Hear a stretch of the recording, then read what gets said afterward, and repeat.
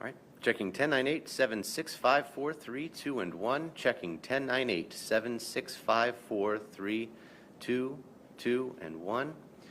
Checking 10. All right, you're good. Everybody else still good? Awesome. Awesome. Thank you.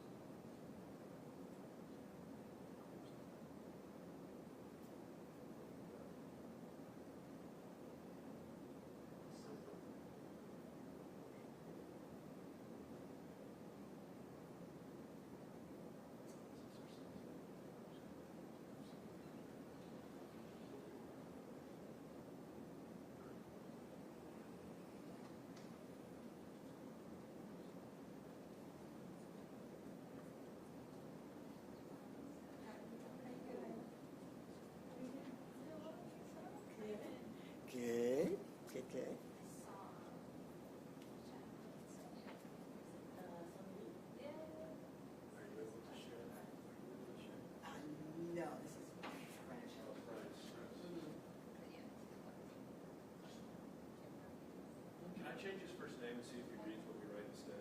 He makes brain. Brant. Yeah, I talked to her, I don't know, we had something that we was towards the times. Okay. And so I was talking to her. No, I didn't either. We're gonna try to figure out for March.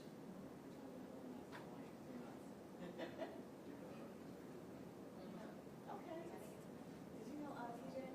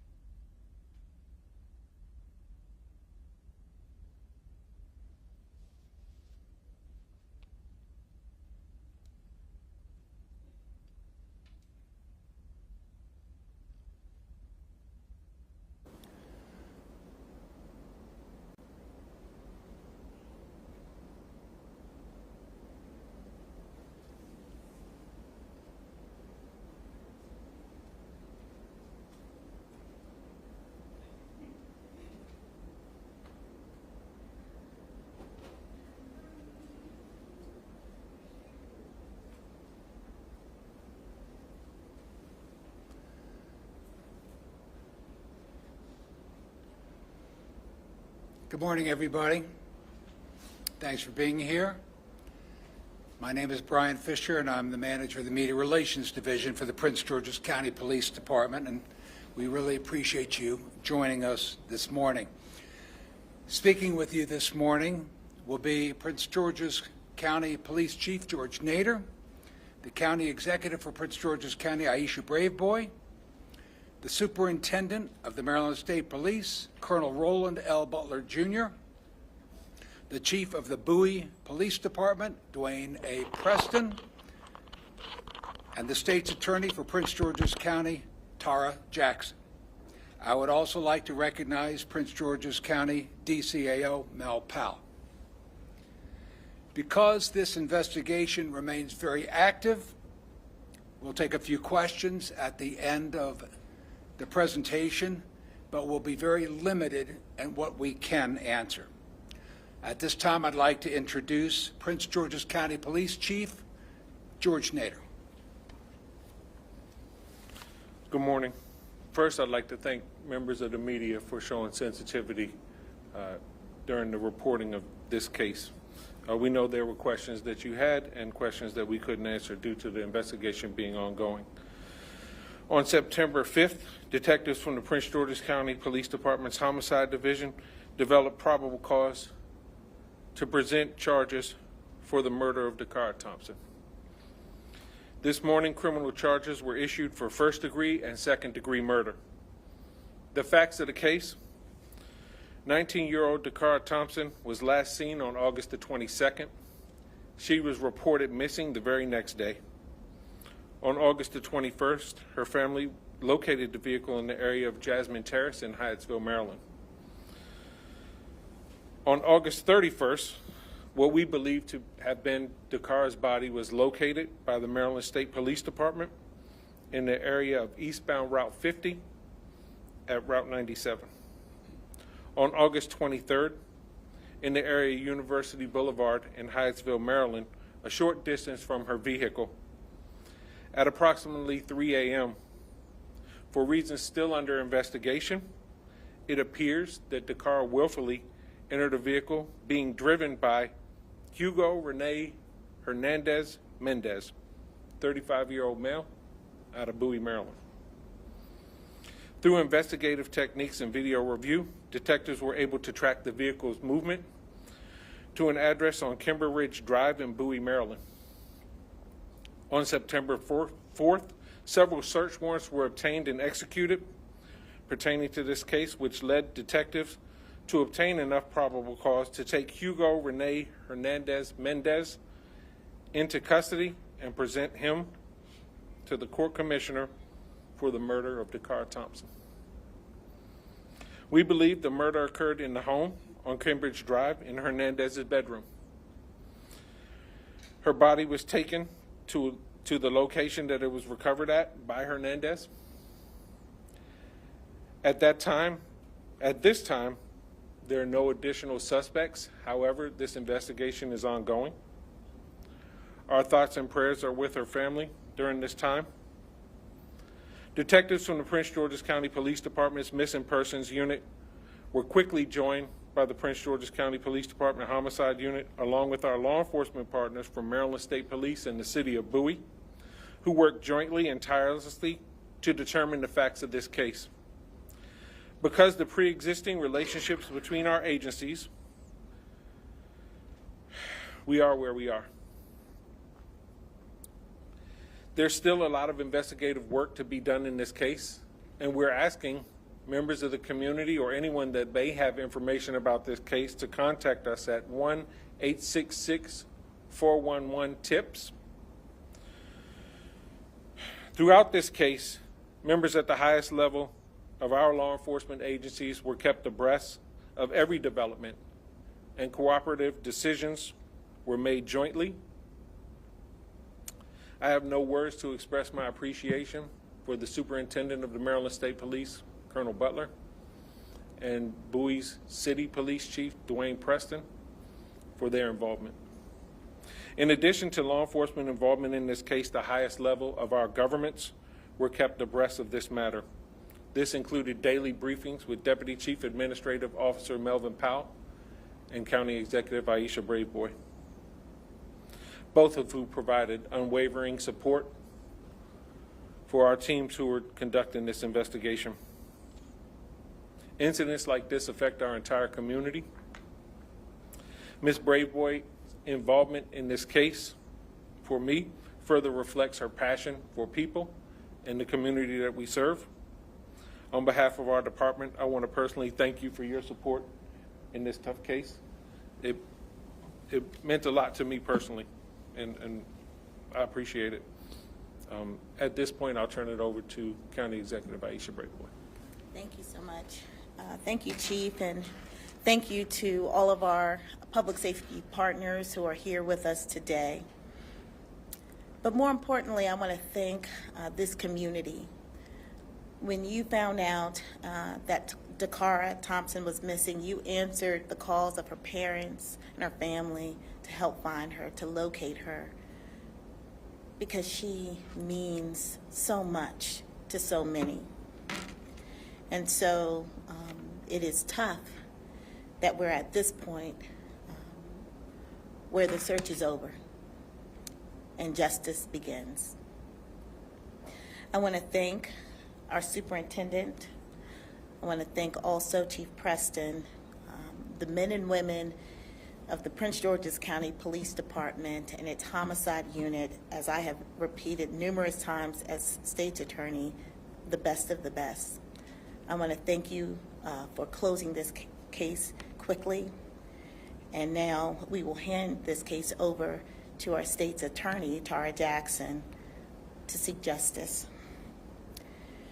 But I did want to reflect on Dacara Thompson, young 19-year-old graduate of St. Charles High School in Charles County.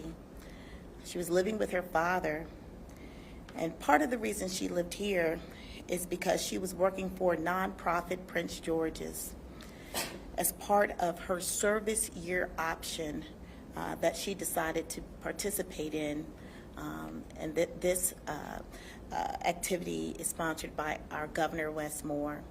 So this is a young woman who dedicated part of her young life to serving others, And I want that to ring home to all of you that this is a good young woman who wanted to do good for her community. And now her community will stand behind her family as we seek justice for her. I will now turn the mic over to our Superintendent Butler. Good morning. On behalf of Governor Wes Moore and the entire Maryland Department of State Police family, I'd like to extend my deepest condolences to the family and friends of Ms. Dacara Thompson, a young life that was taken far too soon. Shortly before 5 p.m. on August 31st, troopers from the Maryland State Police Annapolis Barrack were dispatched to the area of U.S. Route 50 between Maryland Route 424 and Interstate 97 in Anne Arundel County for the report of a disabled vehicle. Upon arrival, troopers observed a female lying unresponsive in a grassy area off the highway. Information obtained indicated that the disabled vehicle was unrelated to the investigation that we have embarked upon. Investigators from the Maryland State Police Criminal Enforcement Division South Region responded to the scene along with State Police crime scene technicians from our Forensic Services Division. They processed the scene. Shortly after, they contacted the Prince George's County Police. The Maryland State Police and the Prince George's County Police have been conducting a joint investigation into the death of Ms. Dacara Jackson. As additional information becomes available, I am sure the Prince George's County and the Maryland State Police will share that information with you. The circumstances surrounding her death still remain under investigation, so we will continue to answer those questions that we think the community and the family want those answers. Thank you. I'd like to introduce Chief Dwayne Preston from the City of Bowie.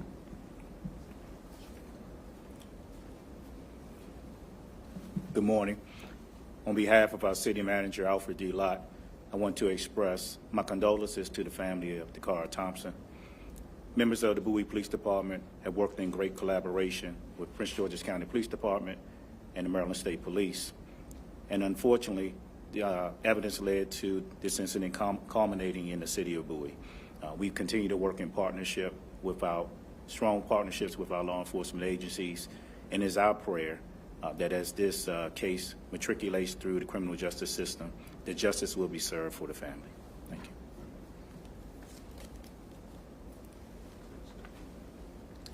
Good morning. I too would like to first express my condolences to the family of Dacara Thompson. I cannot imagine the pain that the family is feeling right now.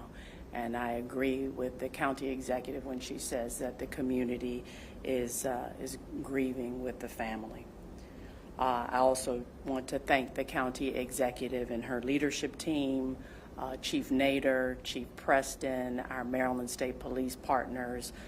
We are indeed a team in bringing justice and protecting our community.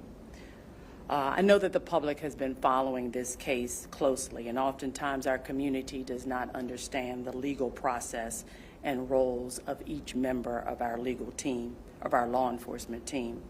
So as State's Attorney for Prince George's, I'm here this morning to explain the legal process and next steps. The police have charged Mr. Hernandez-Mendez, as you've heard, with murder and related charges. He has appeared before a commissioner, a judicial officer, and that commissioner has determined that there is probable cause to support the charges, and he was held without bond. Mr. Hernandez-Mendez will now appear at a bond hearing. We're not sure whether that bond hearing will be today or on Monday. And during that hearing, the court will determine whether or not he should remain held. And in making that decision, the court will look at the nature of the charges that are lodged against him, as well as the safety of the community. As I said, this bond hearing may occur on Monday and not today. At this point, there really is not much more that I can offer other than to say in the weeks to come, my office will do a thorough review of the evidence, and we will determine whether or not Mr. Hernandez-Mendez should be indicted, and if so, what he should be indicted for. It is important to remind our residents, and I want to do this always, that any person who is charged with a crime in Prince George's is entitled to due process through our judicial system, and it's my job as the state's attorney to ensure that the justice occurs, but that the processes are transparent and fair and in full accordance with the law. And finally, I just want to add that my office remains steadfast in working with our partners daily to make sure that our community is safe. Thank you.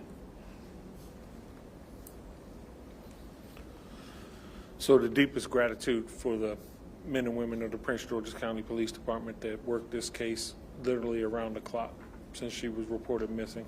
I deeply appreciate their efforts, and I appreciate the journalism that has covered this case to this point. Now we'll open it up for a few questions.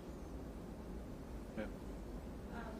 Chief, I want to ask you your thoughts on what you think happened here with these two coming together, and then separately, is there any indication that she was alive moving around the home, or that this was a murder that happened? We don't believe she was moving around the home. We believe everything transpired in the bedroom. So what is surrounding the two coming together, that's what we're still investigating. Does the suspect have any other violent crimes in his past? Nothing, not that we're aware of, but we are aware of one prior arrest that occurred with United States Park Police in April. If it wasn't for that disabled car, would that area have been searched? Was that on your radar? That area is probably about 6 7 miles away from the murder location, but a good distance away from where she went missing. So we are thankful that the Maryland State Police had the ability to locate that body based on that call for service. Chief, was this suspect subject to an ICE detainer from that spring arrest? He was not at that. He was not subject to an ICE detainer based on that spring arrest. On any other? Are you aware? We believe that one was issued yesterday. County executive or whoever wants to handle this, that's going to be an aspect of this case given our time of day and age. Yes. What are your thoughts about that? As it comes to legally led? So, as was indicated, he was arrested by U.S. Park Police, which falls under the auspices of the federal government. So the federal government arrested him in April of this year on a DUI charge. He was then released pending his trial. I don't believe his trial date has come up yet. So what we know is that he did not, according to our records, have any contact at the state level, but he was arrested by federal authorities in April. I imagine that there's going to be some reaction to this man's arrest now in the news nationally. What are your thoughts about that? Is his status relevant at all in this case? What are your thoughts? Well, I think that the U.S. Government has made status of individuals relevant. This was someone who was in their custody, and they made the decision to release him. So I think the questions should be asked of the Justice Department. Thank you. He will now have to face his charges here, though, correct? Correct. Yes, ma'am. I have a question. So when Dacara was reported missing, I know that I talked to Brian about this. There wasn't like a flyer or anything put out on social media to get her faked out, right? Can you talk just about that, like the fact that that wasn't put out right away and the case ended this way? Like what was done in the first few hours or days of the investigation? So the facts as we have it is she was in that vehicle before she was ever reported missing. So we did canvass the area. We searched, we questioned people in the area. We looked for video. We did all of these things. As a practice, critical missings get distributed. But the family did a lot of hard work and they distributed information and you all covered that. So the information was out and the community had it. And the community was sending in tips as well. Sir. The body was first discovered, you were quick to say there's similar characteristics we cannot identify. Correct. And the timeline up from that point to today, you kind of provide the detail and you can possibly identify the types of car. So we met with the family and through that meeting we were able to identify the body. We'll take one more question. Go ahead. We'll do two. You. I was going to ask, are any investigators talking with the suspect as he is cooperating with his anything? We did interview the suspect and we got limited cooperation. Can I just ask, I want to ask this respectfully, any trauma to the body? We're not going to discuss the manner of death at this time. But thank you for your question. And thank you all. We really appreciate you coming up.